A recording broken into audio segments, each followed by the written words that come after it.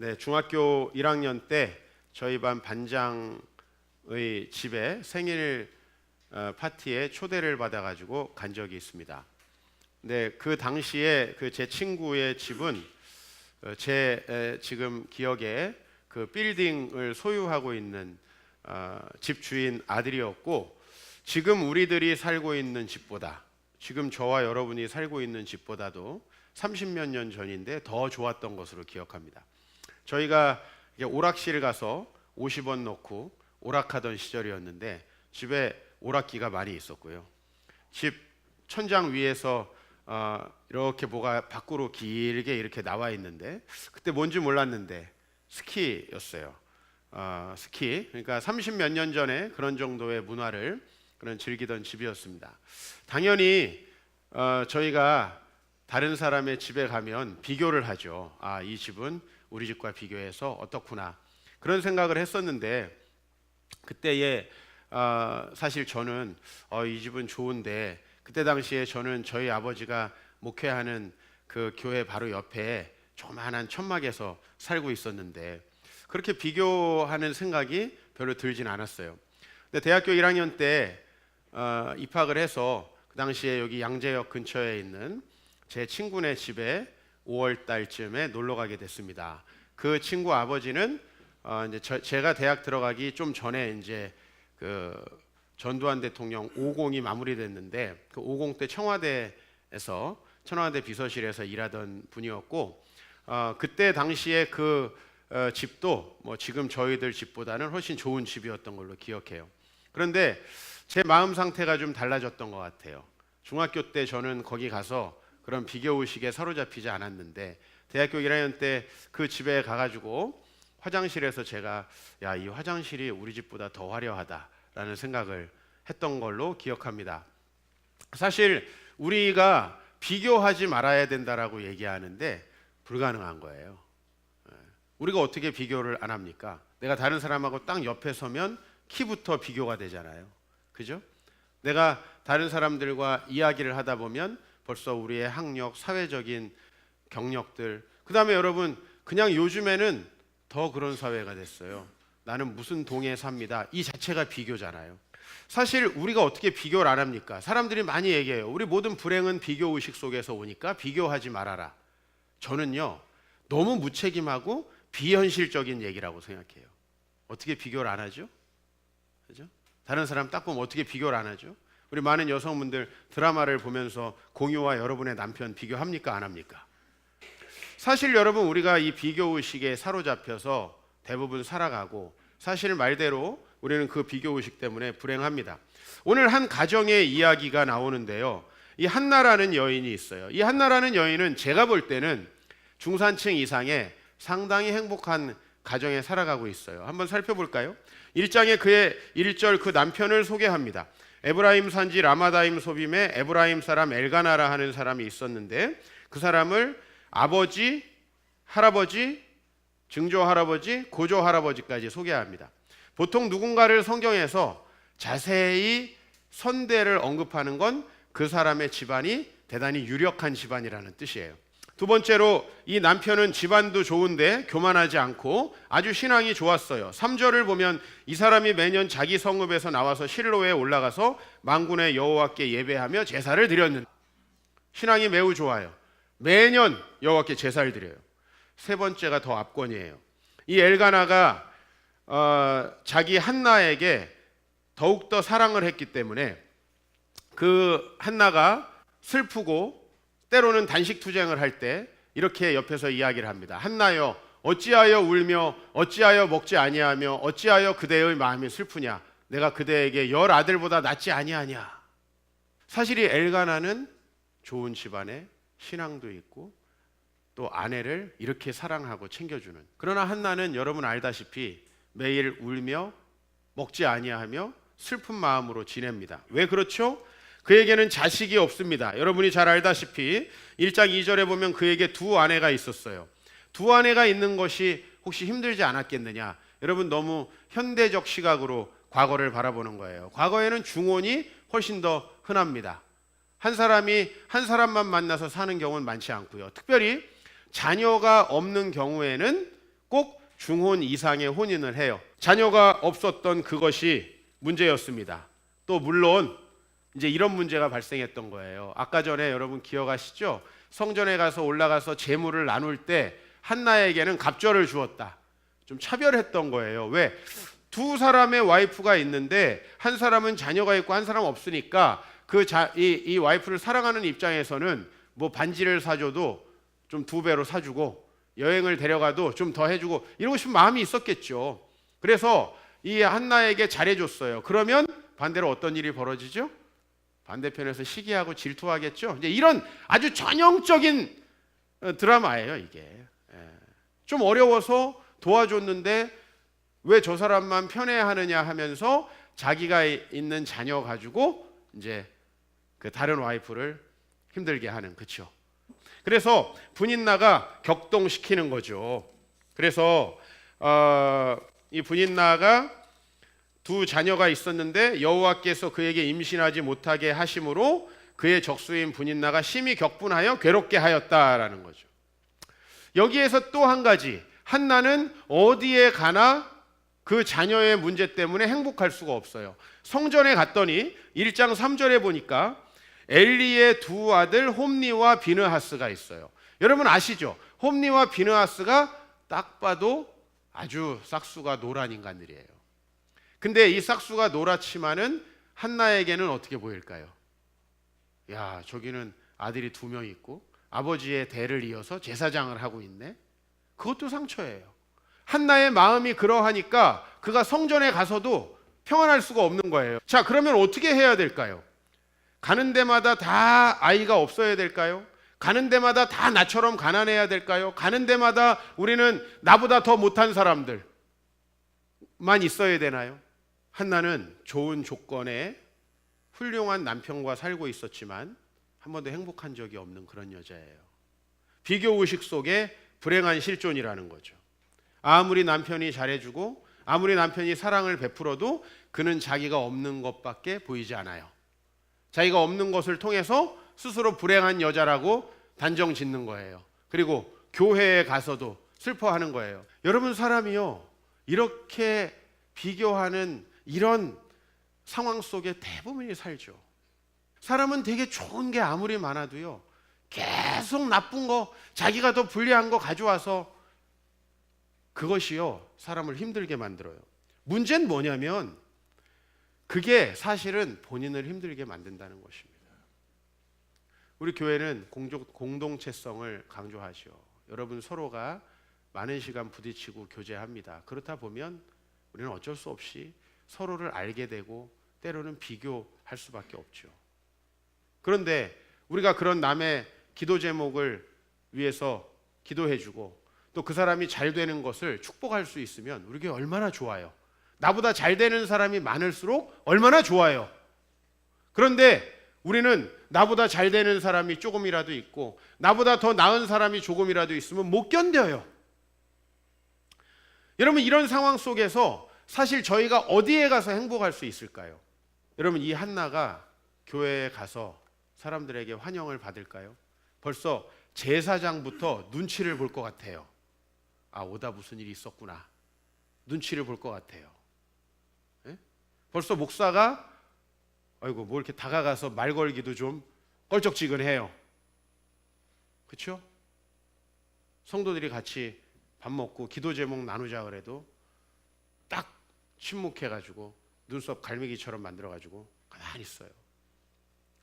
여러분, 그래서 얼마나 본인이 불행할까요? 그죠?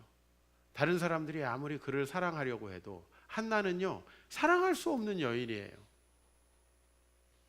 우리가 대체로 이래요. 우리 마음이 이렇게 엉클어져 있어요. 사실 여러분, 이렇게 비교의식을 가지고 있으면 절대 행복할 수 없죠. 그런데 우리가 오늘 알고 있죠. 이 한나가 나중에 어떻게 됐는지. 그죠?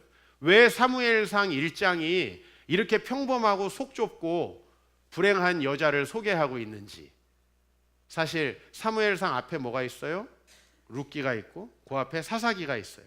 사사기 영적으로 가장 암울한 시대, 사사 시대의 이스라엘 백성들은 너무 불행했습니다. 그런데 사무엘상에서 이스라엘이라는 나라가 반전되지요. 우리가 두 가지 이야기에 집중을 해야 돼요. 하나는 하나님을 경외하면서 시어머니를 따라왔던 룻, 그 바로 앞장에 보면 나오죠. 사무엘상 1장에 바로 앞장. 그리고 오늘 이 한나, 너무나 불행하고 평범하고 보잘것없는 여인인데요, 그 앞에 나오는 룻이라는 여자는 이방 여인이고, 그새 이스라엘에서는 족보를 내세울 수 없는, 남편도 일찍 죽어버려가지고, 근데 심지어는 남편의 형제까지 죽어서 이제는 뭐 도대체 재기할 수 있는 가능성이 없는 그런 여성이고요. 한나는 이렇게 비교의식 속에 사로잡힌 여인이에요. 그런데 이 여인들을 소개하는 이유가 있죠. 룻을 통해서, 한나를 통해서 이스라엘을 바꾸시거든요, 하나님께서. 어떤 일이 도대체 벌어진 거예요? 한나가 불행하고 자신에게 없는 것들에 집중하면서 오랫동안 하나님 앞에 기도하는 과정 속에서 한나에게 놀라운 변화가 나타납니다. 사무엘상 1장 11절 말씀 같이 봉독하십시다.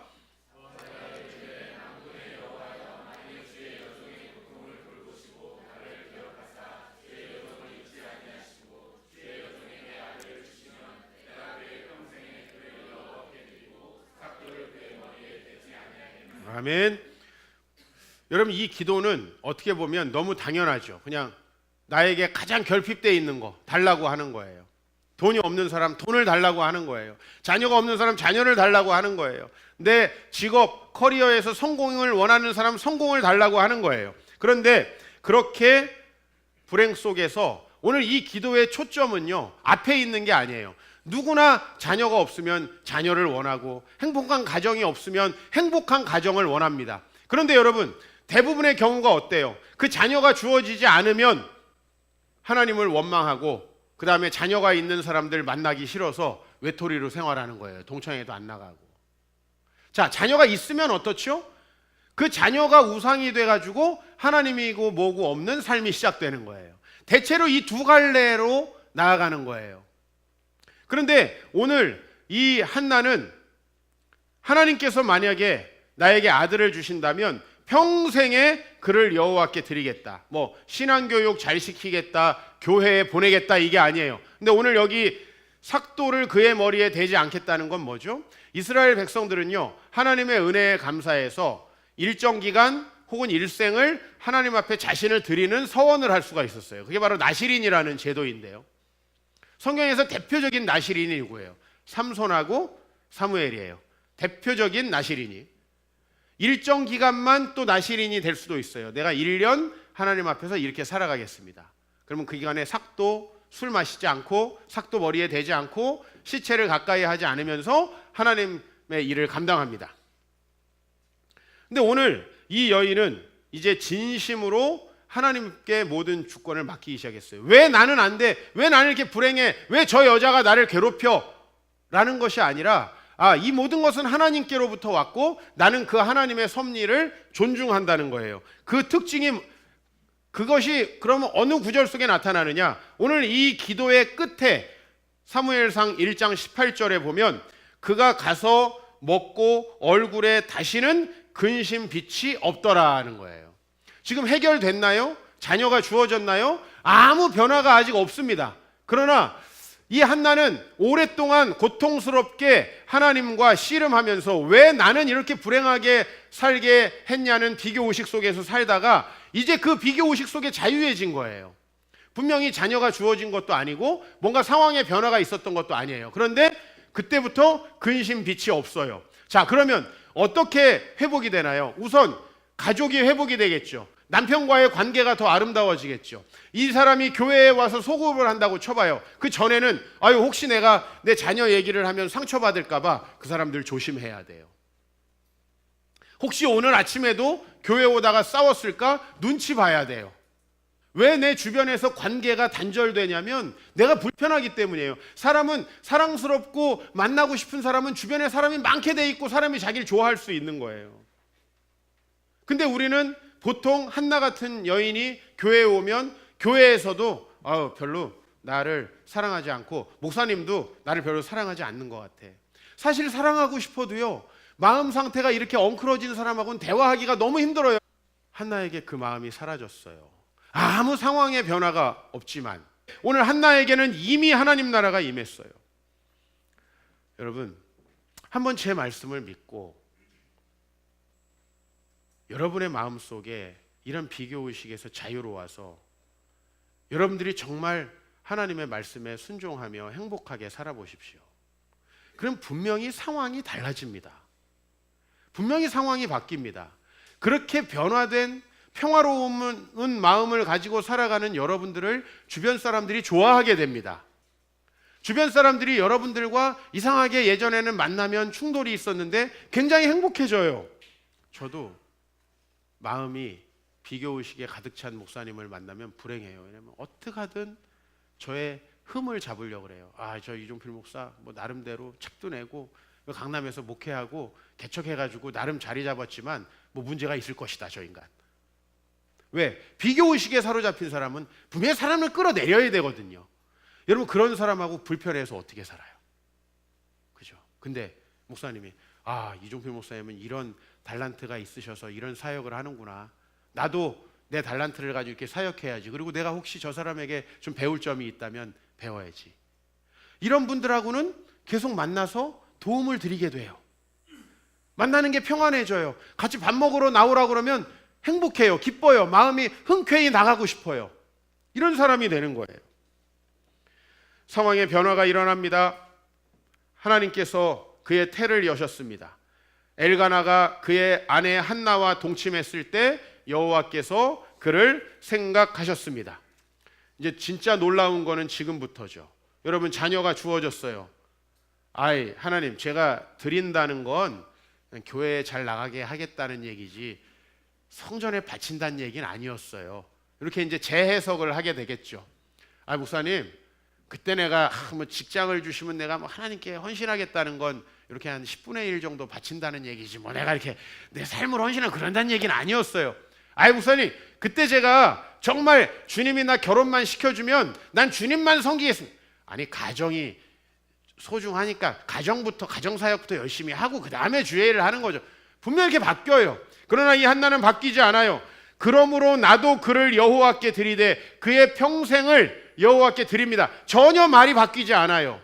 여기 뭐가 들어있냐면요, 내가 이 자녀를 하나님께 드렸을 때 이 자녀가 더 잘 될 것이라는 믿음이 있어요. 우리 보통 어때요? 이런 상황이 되면 엄마 없이 자란 애가 어떻게 사람이 될 수 있어요? 제가 좀 더 키워보고 좀 키운 다음에는 학교는 맞춰놓고 그래도 내가 결혼할 때까지는 좀 챙기고. 여러분, 우리 이렇게 되지 않아요? 그런데 이 한나는 그렇지 않아요. 그대로 그가 이전에 말했던 그대로 여기 안에 하나님을 향한 엄청난 신뢰가 있어요. 우리는 하나님 신뢰해요. 믿어요. 그런데 그 하나님보다는 내가 경험한 것들이 더 우선이에요. 애 그렇게 키워가지고 어렸을 때 엄마 없어가지고 잘 안 되는 애 많던데, 이런 것들이 여기에 들어와요. 하나님의 주권 인정하지 않아요. 내가 이렇게 해야 되던데. 아니에요. 실제로 어떤 일이 벌어졌어요. 사무엘은 2장 18절에 보니까 어렸을 때 세마포 에봇을 입고 여호와 앞에 섬겼다 그랬는데 사무엘은 엄마가 없이도 너무 잘 자랍니다. 여러분, 엄마가 있다고 반드시 잘 자라요? 없이 더 잘 자라는 사람도 있고 엄마 있는데 엄마 때문에 못 자라는 사람도 많이 있어요.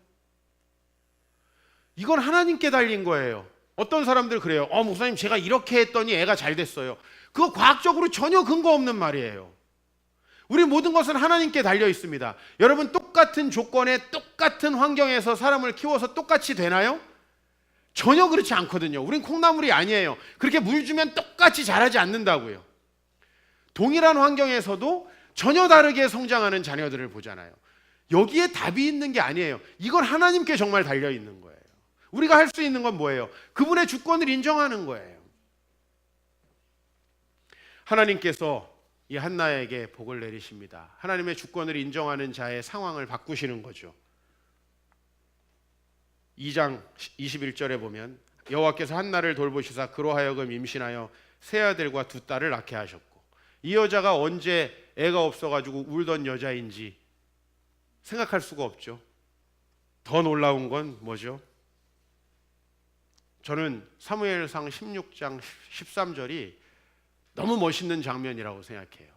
만약에 여러분들이 예술을 하실 수 있다면 이 구절을 가지고 음악을 만들고 이 구절을 가지고 한번 그림을 그려보시면 어떨까 싶어요. 이 한나의 자녀, 어렸을 때 성전에 드려졌던 자녀, 엄마도 없이 그 외롭게 있었을 이 자녀가 어떻게 되죠? 이스라엘의 지도자 제사장이 돼가지고 오늘 그 예전에 이방인이었는데 야훼 하나님을 섬기면서 그 시어머니를 돌보러 유다 땅에 들어왔던 룻이라는 여인의 자녀, 그 증손자, 고손자 정도 되는 다윗을 기름 붓는 장면입니다. 룻의 신앙과 한나의 신앙이 하나님 앞에 열매를 맺는 장면이에요. 이 두 여인이 어떻게 하나님을 신실하게 섬기게 됐어요? 둘 다 너무 고통스러운 시간을 겪었다는 거예요. 공통점이에요.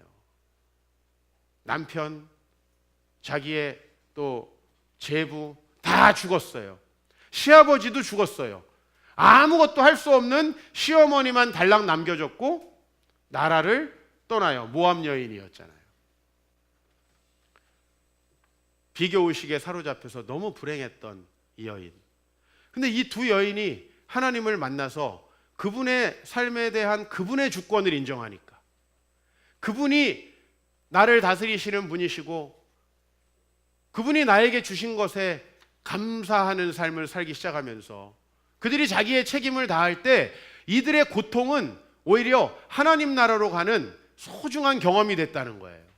제가 목회를 하면서 너무 안타까운 건 저도 고생 많이 했고 저도 힘든 일 많이 있었습니다.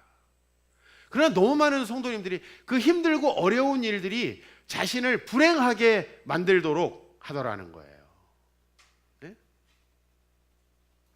우리에게 어려운 일, 힘든 일은 하나님이 왜 주시냐면 그걸 통해서 하나님 나라를 누리게 하기 위해서. 만약에 한나가 처음부터 이 좋은 집안에, 이 좋은 아내에, 이렇게 좋은 남편에 자녀까지 있었으면 하나님 찾았을까요? 오늘 예배하는 여러분, 어떤 마음으로 예배하러 오셨는지 모르지만 여러분의 삶에 아무 문제 없었다면 여러분 정말 하나님 찾았을까요? 여기 있는 목사부터 아닙니다. 저는 제가 하나님의 소명을 거부하는 순간부터 저에게 닥친 여러 가지 고통 때문에 하나님 인정하게 된 사람이에요. 우리 교회는 아무 일 없이 온 사람 없어요. 다 상처와 아픔과 고통 때문에 모인 사람들이에요. 어느 교회나 마찬가지예요. 누가 제정신에 나는 인류 평화를 위해서 기독교 신앙에 헌신하겠다. 누가 있어요 그런 사람이? 아무도 없어요. 그러나 우리는 우리의 삶의 고통과 아픔 속에서 하나님의 주권을 인정하고 그분이 우리를 이끌어 가실 것을 믿고 오다 보니까 여기에 온 거죠. 여러분의 고난과 과거의 힘겨운 고통들이 여러분을 망치게 하지 마시길 바랍니다. 대부분은 그것 때문에 인생이 망가져요. 상처받아서 더 망가지고 상처받아서 더 고통스럽고 내가 상처받아서 우리 가정이 더 파괴되고 내가 과거에 상처받았기 때문에 더 내 미래가 암담해진다고요. 그런데 그 상처는 그렇게 우리를 망가뜨리라고 주시는 것이 아니고 하나님께서 우리 삶의 부족한 부분들을 그분의 그 공간 속에서 그분을 인정하도록 하는 거예요. 우리가 거기에서 주님을 인정하면 우리 삶에 놀라운 반전이 일어나는 거예요. 저는 여러분들에게 이 하나님의 나라의 놀라운 역사들이 일어나기를 소망합니다. 우리 누구도 이런 비교의식에서 자유할 수 없죠. 그러나 하나님을 바라보십시오. 그 하나님께서 여러분의 삶을 주관하신다는 걸 믿으시기 바랍니다. 그리고 하나님이 여러분이 하나님을 신뢰하기 시작할 때 여러분의 삶의 상황을 반전시킨다는 것을 믿으시기 바랍니다. 가끔 저도 저의 문제를 생각해 보면 제 주위에 있는 문제들을 생각해 보면 너무 암담해요. 도망가고 싶어요. 이게 어떻게 풀릴 수 있을까? 그러나 하나님을 바라보면 그 문제 아무것도 아니에요. 하나님은 놀라운 능력으로 그것을 실제로 바꾸어 오셨고 저의 인생에도 그렇게 섭리하셨습니다. 여러분의 인생에도 섭리하실 줄 믿습니다. 하나님의 그 기적이 일어나고요. 하나님의 주권을 인정한 이 자녀야말로 나중에 여러분이 너무나 키우고 싶은 그런 자녀가 되는 거죠. 우리의 자녀가 사무엘과 다윗처럼 그렇게 성장하면 얼마나 좋겠습니까? 이 세상을 살리는 사람으로 성장하면 얼마나 좋겠습니까? 그러기 위해서 우리는 다시 하나님의 주권으로 나가야 됩니다. 우리 애가 쟤네 애보다 잘못하면 어떡할까? 우리 애가 저 집 아이보다 잘못하면 어떡할까 해서 과외시키고 뭐 이 세상 거 좋은 거 먹이는 이런 방식으로 우리는 자녀를 잘 키울 수 없다는 걸 인정해야 합니다. 하나님이 그 자녀의 주인이시다라는 걸 인정하고 키울 때, 그럴 때 하나님께서 일하시는 것입니다. 여러분, 하나님을 인정하면 너무나 자유로워집니다. 저도 제 목회의 결과를 주님께 맡길 때 참 자유함이 있습니다. 저도 우리 자녀들의 미래를 하나님께 맡겨야 자유로워요. 그렇지 않으면 비교의식 속에서 너무나 불행할 수밖에 없죠. 여러분들 모두에게 주님 나라 임하기를 축복합니다.